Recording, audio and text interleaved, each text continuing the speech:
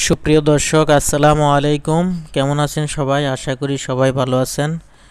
প্রতিদিনের মতো আজকে আপনাদের সামনে আবারও সম্পূর্ণ নতুন একটি ডিজাইন নিয়ে আসলাম। আশা করি আজকের ডিজাইনটি আপনাদের ভালো লাগবে।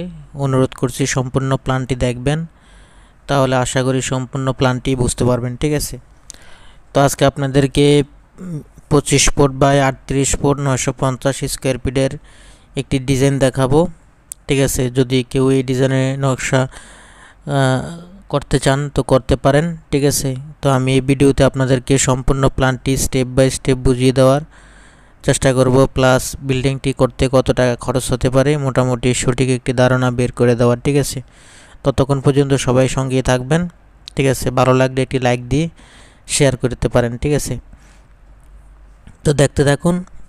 তো আমি প্রথমে আপনাদেরকে বিল্ডিংয়ের যে আউটসাইড অ্যান্ড ইনসাইড যে ওয়ালগুলো হবে সম্পূর্ণ ওয়ালগুলো আমি কালার করে নিচ্ছি, তাহলে আপনাদের নকশাটি বুঝতে সহজ হবে। ঠিক আছে, তো এখন যে কালারগুলো আমি করছি এগুলো সম্পূর্ণ ওয়াল। ঠিক আছে, ওয়ালগুলো আপনারা 5 ইঞ্চি ওয়াল করবেন।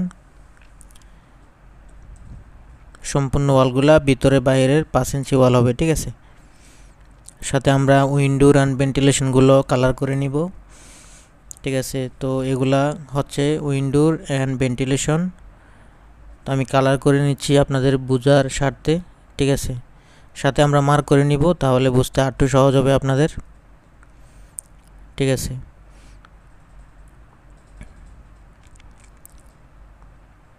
তো এগুলো হবে উইন্ডোর। তো আশা করি আমরা চারপাশের উইন্ডোর অ্যান্ড ভেন্টিলেশনগুলা বুঝতে পেরেছি। ঠিক আছে, তারপরে বাড়িতে ঢোকার মেইন গেটটি পাবো আমরা এই সাইডের সামনে। ঠিক আছে, তারপরে সিঁড়িটি পাবো আমরা সিঁড়িটির মাপটি 3 ফুট করে রাখবো। ঠিক আছে, তারপরে ঢোকার পরে আমরা লিভিংটি ফার্স্টে নিয়ে নিব।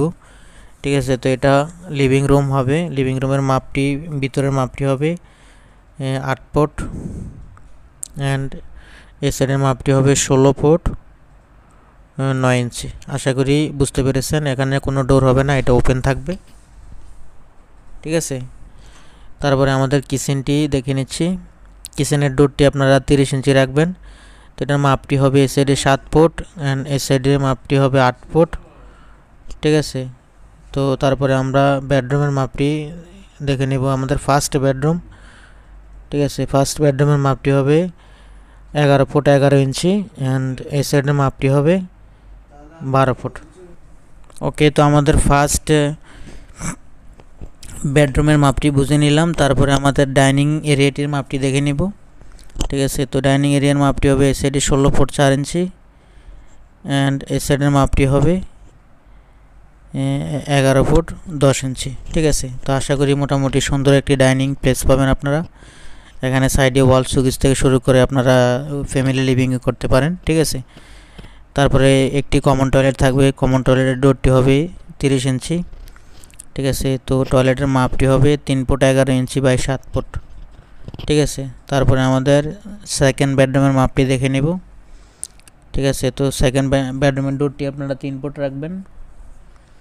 ঠিক আছে, তো এটার মাপটি হবে এই সাইডে 11 ফুট 11 ইঞ্চি বাই 12 ফুট।